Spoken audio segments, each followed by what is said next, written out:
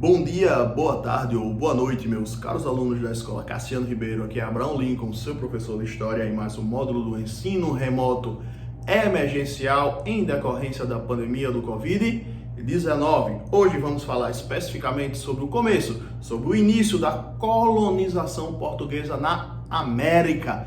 E para isso nós temos que voltar, nos remeter, dar aquele breve passo para trás para entender o presente, que foi o século XV, o ano de 1500, onde chegaram aqui no Brasil, mais especificamente no litoral da Bahia, a caravela preenchida de famintos e exaustos, capitaneadas por Pedro Álvares Cabral. Digo famintos e exaustos porque essa viagem demorava em média 40 dias.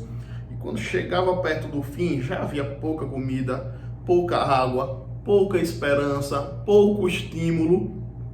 E chegando aqui no Brasil, há um documento histórico, há um relato muito rico, que é o relato de Pero Vaz de Caminha, que era uma espécie de assessor, uma espécie de jornalista, uma espécie de braço direito de Pedro Álvares Cabral. E ele, no primeiro momento, a primeira coisa que ele viu aqui no Brasil foi um grande monte, que ele chamou de Monte Pascoal, circular e imenso. E assim, ao verem isso, eles sabiam que eles chegariam brevemente em terra firme. Chegando aqui no Brasil, um dos primeiros pontos que eles fizeram foi uma missa, e teve a presença de nativos, meus nobres alunos. E no primeiro momento eu quero que vocês entendam que o primeiro contato com os nativos do Brasil foi amistoso e desconfiado, mais amistoso do que desconfiado.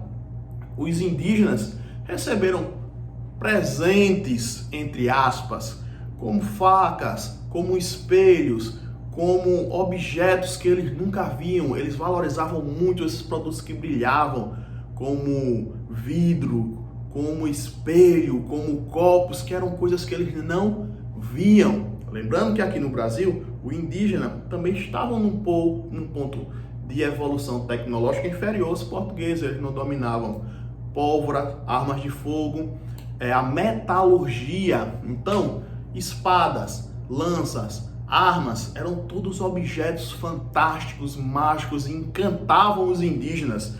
E eles trocavam aquilo por mão de obra, trocavam aquilo por sexo, trocavam aquilo por qualquer coisa que eles quisessem, porque aquelas bugigangas, produtos que não eram muito valorizados para os portugueses, eram extremamente valorizados para os indígenas. Continuando a explicação, é interessante a gente entender também porque o Brasil, os nativos aqui do Brasil ganharam esse nome de índios, indígenas, quando na verdade eles deveriam ser chamados apenas de nativos.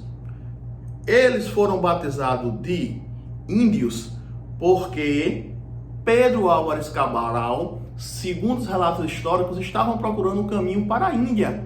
Seguindo a trajetória de Vasco da Gama pela costa da África, chegaria lá. Contudo, ele desviou.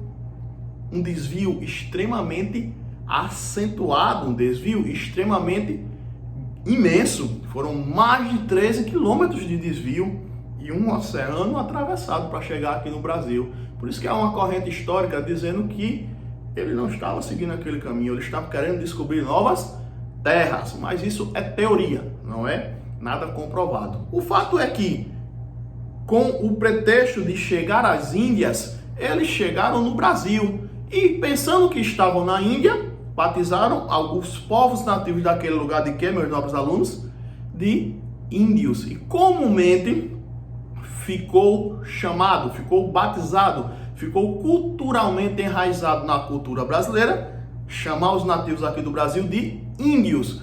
Feito esse breve relato, é interessante a gente saber que o nome do Brasil para os nativos era Pindorama, que significa na língua tupi, terra das palmeiras, porque aqui o Brasil era recheado de inúmeras palmeiras. E aqui eu dou por encerrado esse nosso breve relato sobre o início, sobre o começo, sobre as primeiras experiências de colonização portuguesa na América.